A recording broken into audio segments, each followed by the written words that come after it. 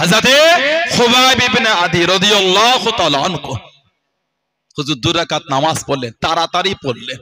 নামাজটা পড়ে বলছে মনটা চাইছিল নামাজটা অনেক লম্বা করতে, কিন্তু আমি যদি অনেকক্ষণ ধরে নামাজ পড়ি তোমরাই বলবে ভয়ে আমি নামাজ লম্বা করেছি। আমি তো ভয় খাচ্ছি না, সুবহানাল্লাহ বলবেন না? হযরতে খুবাইব ইবনে আদি ও যুবক, হুজুরকে দাঁড় করিয়ে দেয়া হলো, শরীরের অঙ্গগুলিকে একটা একটা করে কেটে ফেলে দেয়, হাতটাকে কেটে দিল, রক্তখানা ঝরে। মানাটা কাকে বলে, মোহাব্বত কাকে বলে, আল্লাহ রাসূলকে কারা মেনেছেন? ও যুবক, হুজুরকে জিজ্ঞাসা করলেন, এ খুবাইব ইবনে আদি রাদিয়াল্লাহু তাআলা আনহু, কতই না ভালো হতো, কতই না ভালো হতো তুমি যদি নিজের বাড়িতে থাকতে তোমাদের নবী হযরতে মুহাম্মদ সাল্লাল্লাহু আলাইহি ওয়াসাল্লাম তিনি যদি আমাদের কাছে বন্দী হতেন, কতটা না ভালো হতো। আল্লাহ রাসূলের সাহাবী হুজুর আমার জানিয়ে দিলেন, হাতটা কাটা অবস্থায়, শরীরের অঙ্গগুলি কাটা অবস্থায়, রক্ত ঝরা হালাতে জানিয়ে দিলেন, এ মক্কাবাসী বেঈমানের দলেরা, আমি খুবাইব, আমি একা কেন, আমার গোটা খানদান যদি শহীদ হয়ে যায়, আমি খুবাইব, আমি একা কেন, আমার গোটা খানদান যদি শহীদ হয়ে যায়, আমি খুবাইব একবার কেন, আল্লাহ পাক যদি আমাকে বারবার হায়াত দেয়, বারবার শহীদ হয়ে যায়, আমি খুবাইবের কোনো দুঃখ নাই, আমি খুবাইবের কোনো কষ্ট নাই। আল্লাহ নবী হুজুরা শরীফের মধ্যে আছে, আল্লাহ নবীর নূরের কদম শরীফে একটা কাঁটা লেগে যাবে, একটা কাঁটা ফুটে যাবে, আমি খুবাইব ওই শব্দ খারাপ নিজে কানে শোনাটা পছন্দ করি না। জোরে বলুন সুবহান, আর একটু জোরে বলুন সুবহান। নবীর কদমে একটা কাঁটা লাগবে, কাঁটা, ওই শব্দটা নিজের কানে শোনাটা পছন্দ করছি না। আমি একবার দুবার নয়, বারবার যদি শহীদ হয়ে আমার কোনো দুঃখ নাই, নবীর কদমে কাঁটা লাগবে, ওটা শোনাটাও আমি পছন্দ করছি না। জোরে বলবেন না সুবহানাল্লাহ? এটা হলো সাহাবাদের মানা। হযরতে আব্দুল্লাহ ইবনে হুযাফা আস-সাহমি রাদিয়াল্লাহু তাআলা হুজুরকে বন্দী করা হলো, খ্রিস্টান বাদশার সামনে ওনাকে দাঁড় করিয়েছে। আব্দুল্লাহ, শুনেছি তুমি খুব বিচক্ষণ ব্যক্তি, তোমাকে একটা অফার করছি। কি অফার? আমার এই রাজত্ব তোমাকে অংশীদার বানাচ্ছি, আর আমার যা মাল সম্পদ আছে ওর অর্ধেকটার মালিক তোমাকে করে দিচ্ছি। তুমি খ্রিস্টান হয়ে যাও, তুমি খ্রিস্টান হয়ে যাও, ইসলাম ছেড়ে দাও। নবী পাকের সাহাবী বলছেন, এই খ্রিস্টানদের বাদশা, শুধু এইটুখানি নয়, তুমি আমাকে যদি গোটা মক্কার জমিনের মালিক করে দাও, এক লামহার জন্য আমি ইসলাম ধর্মটা আমি ত্যাগ করব না। জোরে বলা যাবে না সুবহানাল্লাহ? তুমি সারা জীবনের জন্য বলো, গোটা মক্কা যদি আমার নামে লিখে দাও, এক লামহা, এক মুহূর্তের জন্য ইসলাম আমি ছাড়বো না। কি ঈমান সাহাবাদের, আল্লাহু আকবার, কি মানা সাহাবাদের। দেখেন হযরতে আব্দুল্লাহ ইবনে হুযাফা আস-সাহমি রাদিয়াল্লাহু তাআলা হুজুরের হাতেতে শিকল বেঁধে হুজুরকে টেনে টেনে নিয়ে যাচ্ছেন, শুলিতে দেবে, শুলি।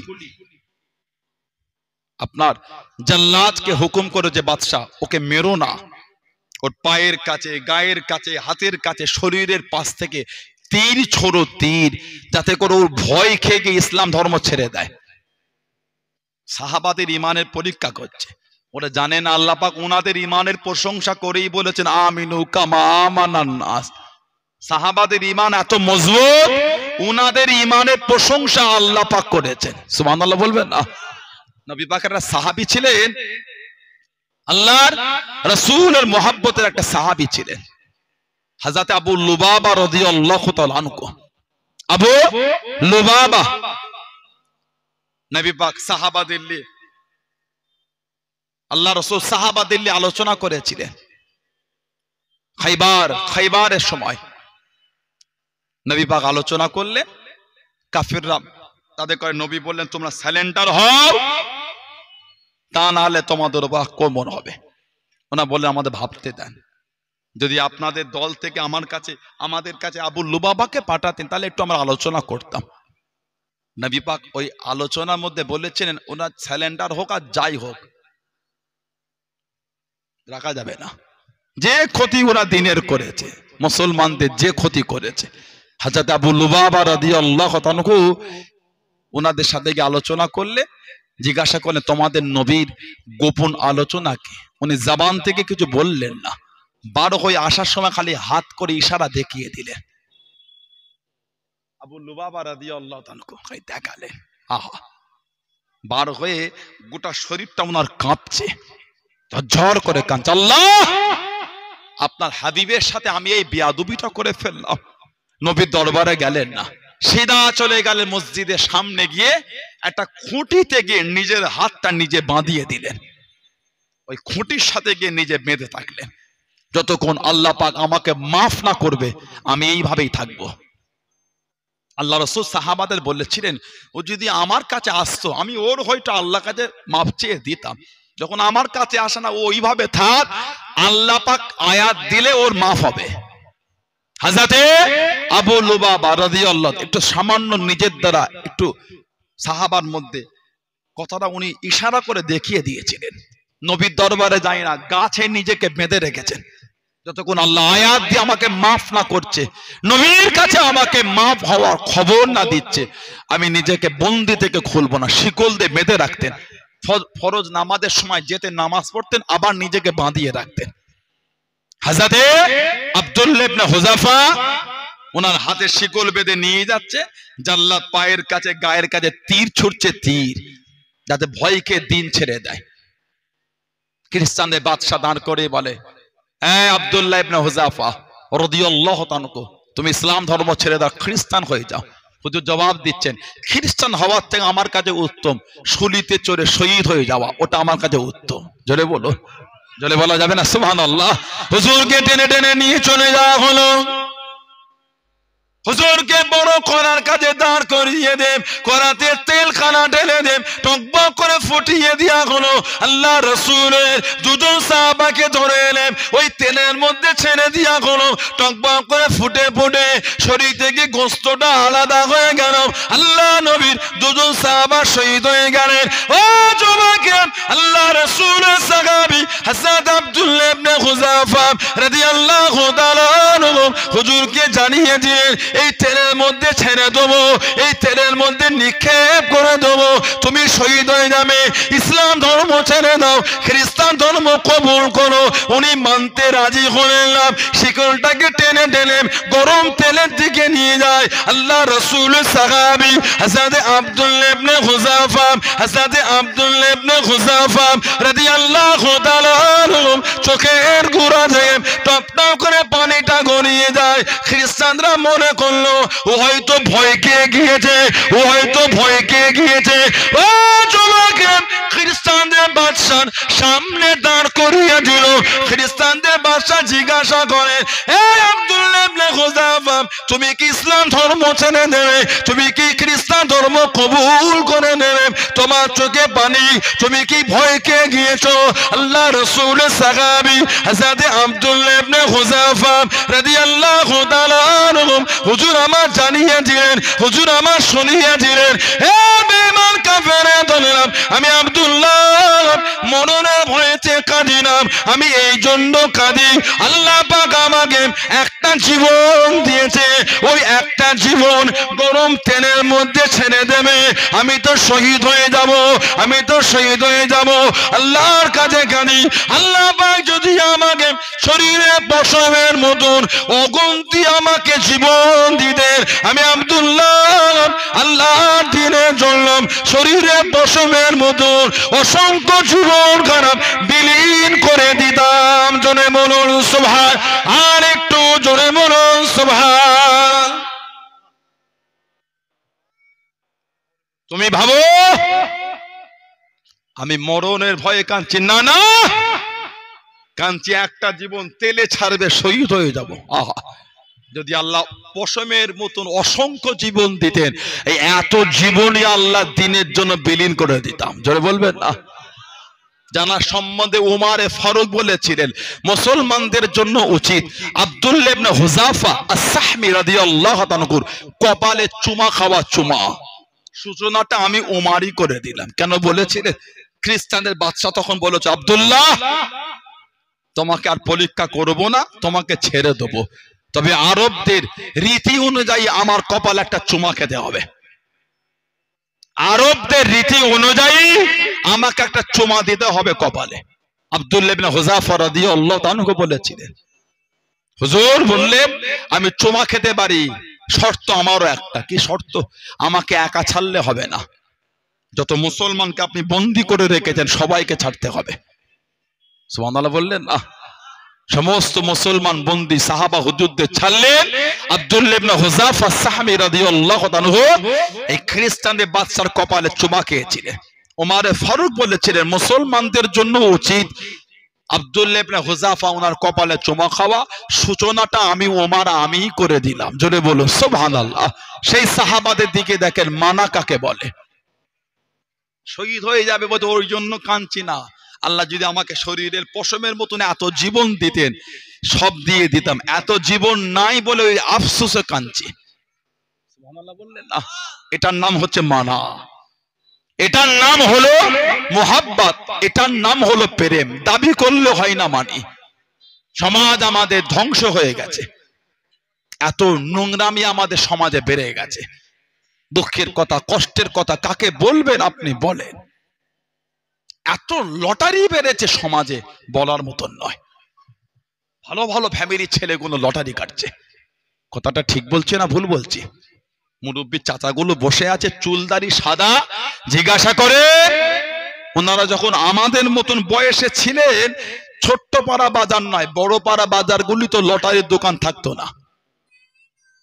এখন বড় বাজারটা অনেক দূরের, ছোট্ট পাড়া বাজারে 5 জায়গায় বিক্রি হয়েছে। কথাটা ঠিক বলছে না ভুল বলছি? আস্তাগফিরুল্লাহ বললেন না, বলেন নাউযুবিল্লাহ। ভালো ভালো ফ্যামিলির ছেলে, আল্লাহ 2 টাকা দিল, এদের সহ্য হলো না, এদের সহ্য হলো না। মাছের রাত 3টের সময় উঠে, রাত 2:30টার সময় উঠে ঘেরে চলে গেল, ঘেরি ফেসারি জল করে চলে গেল। সারা রাত এই পৌষ মাসের ঠান্ডায় ওই ছোট্ট বড় ঘর, আলা বলে আলা, বাড়ির বিছানা ছেড়ে আরাম ছেড়ে ওই ছোট্ট বড় ঘর বেড়া দিয়ে ঘেরা, পলিথিন দিয়ে ঘেরা, ওই আলা ঘরে সারা রাত কেঁপে কেঁপেই কাটিয়ে দিল 2 পয়সার জন্য। এটা ঠিক বলেছি না ভুল বলেছি? 2 টাকার জন্য রাতে ঘুমটাও হয় না। 15 মিনিট 20 মিনিট আধ ঘন্টা ছাড়া ছাড়া আওয়াজ হলে লাইট মারছে, কে এসেছে নাকি, ঘেরিতে কেউ মাছ ধরছে নাকি? ঠিক বলছি না ভুল বলছি? আওয়াজ হলে ঘের থেকে বার হয়ে লাইট মারছে, মানে ঘুমটাও হচ্ছে না। 2 পয়সার জন্য শান্তিতে ঘুমোতেও পারলো না। ওই ভোরবেলায় ঠান্ডায় কেঁপে কেঁপে ঘেরে নেবে ঘুম তুলেছে, ঘুনি সমান জায়গায় গিয়ে ঝেড়ে ঝেড়ে মাছগুলিকে বার করেছে। ওই মাছ ইঞ্জিল ভ্যানে করে কি বাইকে করে নিয়ে চলে গেল ঘুষিঘাটা বলেন, বাবুরহাট বলেন, মালঞ্চ বলেন, যেখানে বলেন বিক্রি করতে চলে গেল 2 পয়সার জন্য। ঠিক বলছি না ভুল বলছি? ওই যে পয়সা হলো, টাকা হলো, বিক্রি করে ওই টাকাটা হারাম না হালাল? বুকটা ফেটে গেছে ইনকাম করতে গিয়ে। অনেক সময় ওই ঘুনে সাপ পড়ে, সাপ পড়ে না, পানি ডোরা, কানামিটুলি, জাত সাপও পড়ে। একবার চুমু খেলে না আর ঘুরতে হবে না। আল্লাহ পাক সকলকে হেফাজত করে, বলুন আমিন। আল্লাহ সকলে হায়াত দারাজ করে, বলুন আল্লাহুম্মা আমিন। যদি হলুন আল্লাহুম্মা আমিন। 2 পয়সার জন্য কত কষ্ট করছে। আল্লাহ 2 টাকা দিলেন, 2 পয়সা দিলেন, আমাদের বাড়ির ছেলেগুলোর পকেটটা উঁচু হয়ে গেল, সহ্য হলো না, আর মাথা কাজ করে না, আর মাথা কাজ করে না। ওই টাকাগুলো পকেটে করে নিয়ে বাজারে বসে গল্প করে, আড্ডা দেয়, আবার ওখান থেকে বার করে লটারি কাটে। নাউজুবিল্লাহ বলতে পারলেন না? আস্তাগফিরুল্লাহ বললেন না? কোথায় চলে গেল সেই উড়িষ্যায় গাড়ি করে গরু আনতে? কোথায় চলে গেল বাঁকুড়া, বীরভূম, এলেমবাজার, রামপুরহাট, যাই না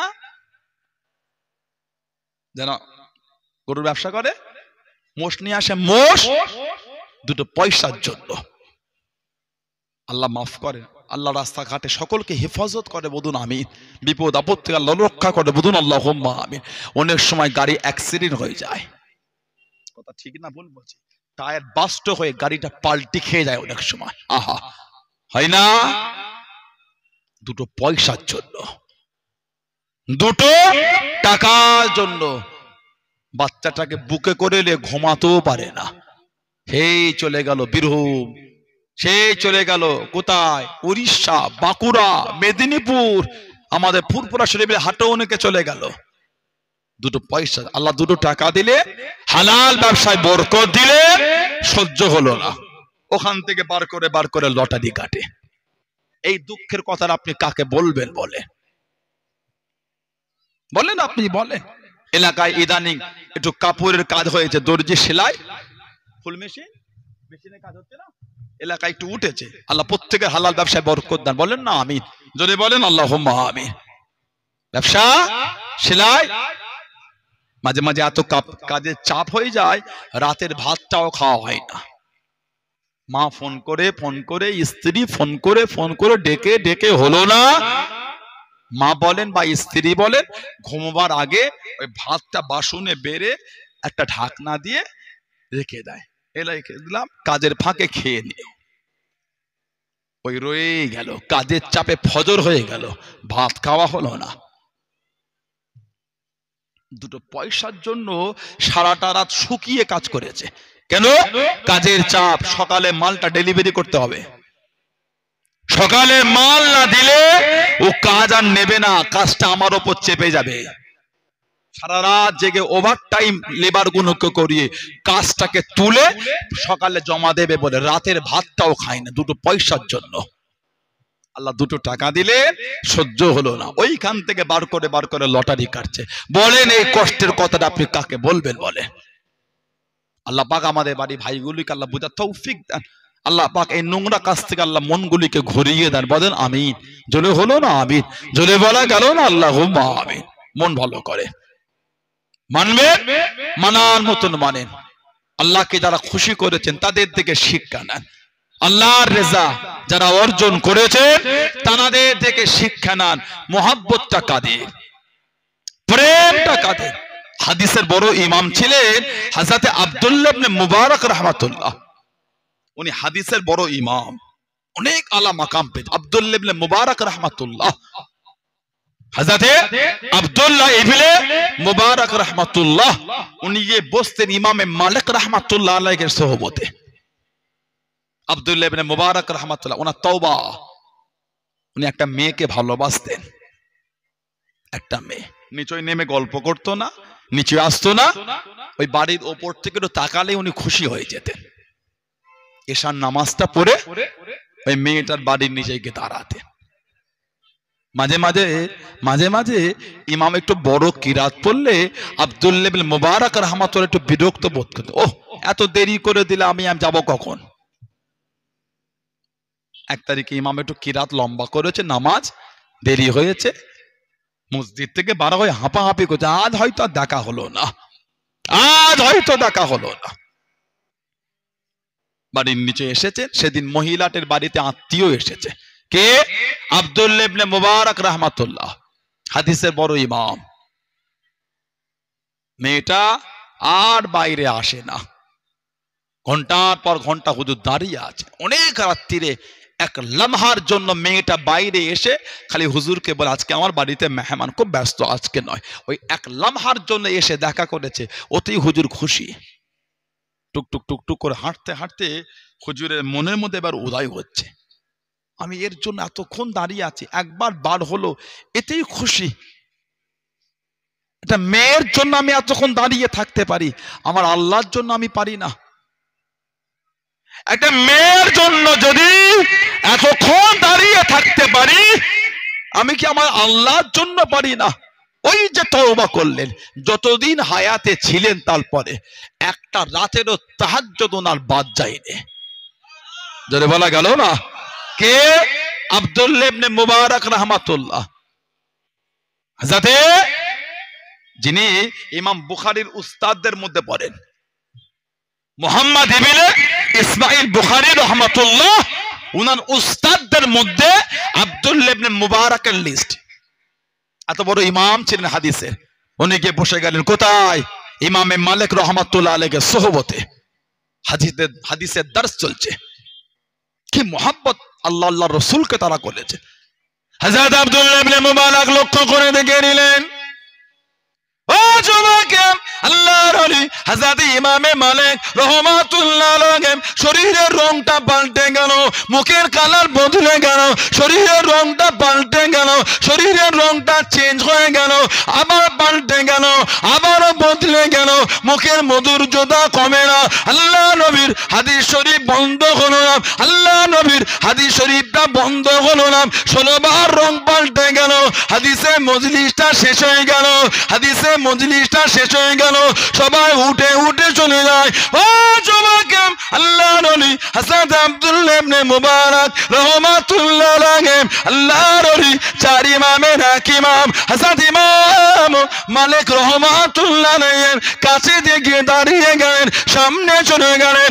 আল্লাহ তাকে বলেন, ও হযরত ইমামে মালিক রাহমাতুল্লাহ আলাইহি, হুজুর বেয়াদবিটা maaf করুন, গুস্তাখিটা ক্ষমা করুন, আমি আপনাকে দেখেছি হুজুর, আমি আপনাকে লক্ষ্য করেছি হুজুর, আপনি যখন আল্লাহ নবীর হাদিস শরীফের দর্স দিচ্ছিলেন, হাদিস শরীফটা পড়ছিলেন, শরীরের রং পাল্টে গেল, মুখের কালার বদলে গেল, শরীরের কালার পাল্টে গেল, মুখের মধুর্যটা কমলো না, হাদিস শরীফ বন্ধ হলো না। আল্লাহ নবীর হাদিস শরীফ পড়িয়ে যাচ্ছেন, আবার রং পাল্টে গেল, আবার কালার বদলে গেল, হাদিস শরীফ বন্ধ হলো না। হুজুর দেখে মনে হচ্ছিল আপনার বড্ড কষ্ট হয়, আপনার বড্ড কষ্ট হয়। কেন হুজুর কেন? ও জমাকে আল্লাহর ওলি চার ইমামের এক ইমাম হযরত ইমাম মালিক রাহমাতুল্লাহ আলাইহি হুজুর আমার জানিয়ে দিলেন, হুজুর আমার সরিয়ে দিলেন, ও আব্দুল্লাহ ইবনে মুবারাক রাহমাতুল্লাহ আলাইহি, আমি যখন আল্লাহ নবীর হাদিস শরীফের দর্স দিচ্ছিলাম, একটা বিছে আমাকে দংশন করছিল, আমাকে কামড় দিচ্ছিল, এত জ্বালা সহ্য করতে পারি না, শরীরের রংটা পাল্টে গেল, শরীরের কালারটা বদলে গেল, 16 বার বিছে কামড়েছে। আল্লাহ নবীর হাদিস শরীফের দর্স দিচ্ছিলাম, মধ্যখানে ছেড়ে দিয়ে কতটা বেয়াদবি হয়ে যাবে, কতটা আদবের খেলাফ হয়ে যাবে। ও আব্দুল্লাহ ইবনে মুবারাক 16 বার বিছের কামড় সহ্য করেছি, আল্লাহ নবীর হাদিস শরীফ বন্ধ করে না। জনে বলুন সুবহান, আর একটু জনে বলুন সুবহান। 16 বার আমাকে বিছে কামড়েছে, 16 বার বিচের কামড় সহ্য করেছি, আল্লাহর রাসূলের হাদিস শরীফ বন্ধ করিনি। কেন? নবী পাকের হাদিস শরীফ পড়াতে পড়াতে বন্ধ করলে আদবের খেলাফ হয়ে যাবে। বিচের কামড়ে শরীরের রং চেঞ্জ হয়ে যাচ্ছে, সহ্য করে নিয়েছি, নবীর হাদিস শরীফ বন্ধ করিনি। জোরে বলবেন না সুবহানাল্লাহ। এটা ছিল মানা, এটা ছিল মোহাব্বত, এটা ছিল আদব, এটা ছিল প্রেম, এটা হলো আল্লাহ আল্লাহর রাসূলকে তানাদের মানার ধারা। এটা দাবি করলে হয় না, মানে দাবি সবাই করে। শুক্রবারে মসজিদে গেলে মন ভরে যায়, সবই যদি মুসল্লি হতো, নোংরামিটা এলাকায় বাড়ছে কি করে? কথা বলে না, এটা আমার দিকে তাকান ভালো করে। এসে বসেছে, কিছু হলো নিয়ে বাড়িতে যান। আল্লাহ আমাদের বোঝার তৌফিক দান, আল্লাহ আমার মা গুলিকে বোঝার তৌফিক দান, আল্লাহ দয়াময় দয়া করেন, প্রত্যেকের মন আল্লাহ নোংরা থেকে ঘুরিয়ে দেন। বলেন আমিন। জোরে হলো না আল্লাহুম্মা আমিন। মনটা ঠিক করে, মনটাকে পরিবর্তন করে। আমাদের মাদ্রাসার প্রোগ্রাম, আমাদের আল হেরা মুজাদ্দেদিয়া সিদ্দিকিয়া, এই যে মাদ্রাসা আমাদের জনাব মাওলানা মুফতি ইউনুস আলী বৈদ্য সাহেব এবং আরো সাথে সঙ্গে ওলামা হাজরাত যারা আছেন, পূর্বরা শরীফ আমার বড় ভাইজান হুজুরও অতপ্রতভাবে খুব জড়িত মাদ্রাসার সঙ্গে। প্রতি বছরই তো ভাইজান হুজুর আসে, আর মেজো ভাইজান হুজুরও জড়িত, আমি গুনাহগারও আছি, আরো অনেক ভাইরা আলহামদুলিল্লাহ আছেন। আমার আব্বা হুজুর কেবলা কয়েক বছর হুজুর কেবলা এসেছিলেন। হুজুর কেবলা কতবার এসেছিলেন? তো কয়েকবার এসেছিলেন। হুজুর কেবলা এই দিন আবার ফিক্সড জলসা আছে, আসতে তারপরও মাদ্রাসা ভালোবাসা এসেছে, মাদ্রাসার দিকে লক্ষ্য রাখবে। দিনের এলেম নিজে কম শিখেছেন, ওর জন্য আল্লাহর কাছে লজ্জিত হন, অন্যজনকে শিকার জন্য একটু পাশে দাঁড়ান। আল্লাহ রাসূল বলেছেন আফজালুল ইবাদাত ইবাদাতুস সালাত, যত রকম ইবাদত আছে উত্তম ইবাদতটার নাম হচ্ছে নামাজ। ও আকিমুস সালাহ, আল্লাহ পাক কোরআন শরীফে বলেছেন নামাজ কায়েম করো, কিন্তু আল্লাহ কোরআন শরীফের প্রথম আয়াত আল্লাহ দেন নাই ও আকিমুস সালাহ, নামাজ কায়েম করো। কোরআন শরীফের যে প্রথম আয়াত আল্লাহ নাজিল করেছেন ওটা হলো ইকরা। সুবহানাল্লাহ বলে। কোরআন শরীফের প্রথম যে আয়াত ইকরা বিসমি রাব্বিকাল্লাযী খলাক। সুবহানাল্লাহ বলে, বলুন আলহামদুলিল্লাহ। আল্লাহর নামে পড়ো, এই ইকরা পড়ো, সেই পড়া। আল্লাহ রাসূল বলেছেন তালাবুল ইলমি ফরিদাতুন আলা কুল্লি মুসলিম, প্রত্যেক মুসলমানের জন্য ইলমে দ্বীন শিক্ষা করাটা হচ্ছে ফরজ। ইলমে দ্বীন শিক্ষা এটা হলো ফরজ। এখানে অনেক মানুষ বসে ভাই আছে, মুরব্বীরা আছে, যারা এই হাদিসের ওপর আমল করতে পারেননি, ফরজ কাজটা বাদ চলে গেছে, ইলমে দ্বীন শিখতে পারেননি। কিন্তু এই জলসা মাহফিলগুলোতে বসে ফরজ যেটুখানি জানার, আল্লাহ পাক এই মাহফিলগুলি থেকে আল্লাহ সেগুলি অনেক সময় আমাদের করে জানিয়ে দেন। জলসা দেওয়াটা ফরজ নয়, জলসায় বসাটা ফরজ নয়, কিন্তু জলসায় বসে এই তালাবুল ইলমি ফরিদাতুন আলা কুল্লি মুসলিম, এই যে হাদিস, ওই হাদিসের আমলটা হয়ে যায়। আলেম উলামা, মুফতি মুহাদ্দিস, পীর সাহেব, পীরজাদা হুজুর, মুফতি মুহাদ্দিসদের জবান থেকে যে বয়ানগুলি আল্লাহ বার করিয়ে নেয়, যেটা জানা ফরজ, আল্লাহ আমাদের এই জলসা মাহফিলে বসে ওই ফরজটা আল্লাহ আমাদের জানিয়ে দেন। আবার বলছি জলসা দেওয়াটা ফরজ নয়, জলসা বসাটা ফরজ নয়, কিন্তু জলসায় বসে অনেক সময় ফরজটা আমাদের আদায় হয়ে যায়। ওজন্য জলসায় আসতে হয়, ওজন্য জলসা মাহফিলে বসতে হয়, বিরোধী করতে নাই। এই মাদ্রাসাটার দিকে লক্ষ্য রাখবেন, একটু খেয়াল রাখবেন মাদ্রাসার দিকে। আমাদের মিশকাত চালু করার আমরা একটা আলোচনা করছি, নিয়ত করে নিচ্ছি, একদম কঠিন নিয়ত হবে ইনশাআল্লাহ। বলেন না ইনশাআল্লাহ, বলেন আল্লাহুম্মা আমিন। আমাদের মাদ্রাসায় মিশকাত আমাদের পুরো রেডি হয়ে গেছে সব আমাদের। আল্লাহ পাক তৌফিক দেন, আল্লাহ আমাদের চলার পথকে সহজ করে দেয়, বলুন আমিন, বলেন আল্লাহুম্মা আমিন। আমি আর আপনাদের কাছে দীর্ঘ সময় নেব না, আজকে এমনি আসার মতন নয়, আমি সেই অনেকটা দূরে মাহফিল। তারপর আমাদের জানাব মাওলানা মুফতি আমার ইউনুস ভাই, ছোয়ানি মাদ্রাসার উস্তাদ আমাদের। আবার তো 11ই ফাল্গুন ছোয়ানি মাদ্রাসায় আল্লাহ কবুল করে দেখা হবে, ঈশার পরে পরে উঠবো। এই তো আমাদের সহসুপারিনটেন্ডেন্ট সাহেব ভাই আমার আছেন, মোস্তাফিজ ভাই, এই তো ভাইজান আমার আছেন, আমাদের মাদ্রাসা সহসুপারিনটেন্ডেন্ট, আর সুপারিনটেন্ডেন্ট আমার তাজ মোহাম্মদ সাহেব, সবই তো আমাদের। কথা বলে না আলহামদুলিল্লাহ বলেন। এই এলাকা তো আমার আব্বা হুজুরের জান একদম, আলহামদুলিল্লাহ বলবেন না। এই এলাকা আমার আব্বা হুজুরের ভালোবাসার জায়গা। দেবীতলা মাদ্রাসা 11ই চৈত্র দেবীতলা, আর 11ই ফাল্গুন ছোয়ানি। সব তো ছোট হুজুর কেবলা দাদুজান জুলফিকার আলী সিদ্দিকুর রহমাতুল্লাহ, দাদুজান হুজুরের হাতের জিনিস সব, আলহামদুলিল্লাহ বলবেন না। আমাদের বন্ধু কিছু আছে, তারা আমাদের নিয়ে বলে, অত শোনার সময় আছে না, অত ভাবার সময় আছে, পুরো গতিতে বেরিয়ে যেতে হবে একদম, কোনো জায়গার সময় নেই। পুরপুরা হুজুরা মাদ্রাসা করে না, মাদ্রাসা করে না, হিংসা করছেন কেন? আপনি জানেন, আপনি জানেন পুরপুরা শরীফের সঙ্গে রিলেটেড সম্পর্কযুক্ত এবং তার বাইরেও বাংলায় এমন কোন মাদ্রাসায় না যে মাদ্রাসায় ফুরফুরা শরীফের হুজুরদের দান নাই। অহংকার নয়, আল্লাহ শুকর করে বলছে, আমি নয়, ফুরফুরার হুজুররা কিছু না কিছুই দিয়েছে। সুবহানাল্লাহ বলে। ফুরফুরা শরীফের হুজুররা রক্ত পানি করে মাদ্রাসাটাকে দাঁড় করাতে কিভাবে হয়, কম মেহনত দেয় না। মুরব্বী চাচাগুলো বসে আছেন ছোয়ানি মাদ্রাসায়, আমার দাদাজান হুজুরের কম খেদমত কি মুরব্বী বাপেরা বলেন আপনারা? আমার মেজর দাদাজান হুজুর মুফতি আজম হুজুরের কম মেহনত ছোয়ানি মাদ্রাসায়, বলেন আপনারা? আল্লাহ থেকে সাক্ষী বলেন, তাকিয়ে বলে। আমার বড় চাঁদাম পীর আল্লামা কালিমুল্লাহ সিদ্দিক রহমাতুল্লাহ নওয়ারুল আলমার কথা, আল্লাহ হুজুরের কবরটা আল্লাহ নূর করে দেন, বলেন না আমিন। জোরে বলা গেল না আল্লাহুম্মা আমিন। হুজুরের কম মেহনত বলেন আপনি, আল্লাহ দিকে তাকিয়ে বলেন কেন বিরোধী করছেন? কি লাভ ফুরফুরা শরীফের হুজুরদের বিরুদ্ধে বলে? কিচ্ছু পারবেন না। ইজ্জতের মালিক আল্লাহ, হকের হাফেজ হলেন আল্লাহ, বলো সুবহানাল্লাহ। ফুরফুরা শরীফ নতুন নয়, 800 বছর ধরে খিদমত চালিয়ে যাচ্ছে। 80 বছর নয়, 800 বছর। 800 800 বছর ইতিহাস ফুরফুরা শরীফ দিনের খেদমত চালিয়ে যাচ্ছে। জোরে বলে। ইসলামের শুরু থেকে তো আমার খানদান খেদমতে জীবন দিয়েই রেখেছে। সিদ্দিক আকবর আমার নবী পাকের প্রথম সাহাবী। হুজুর আমার আশা 3টে, তার মধ্যে মনে হয় একটা আশা ছিল, মনটা চায় মাল আমার খরচা হবে আপনার জন্য, মাল আমার খরচা আপনার জন্য।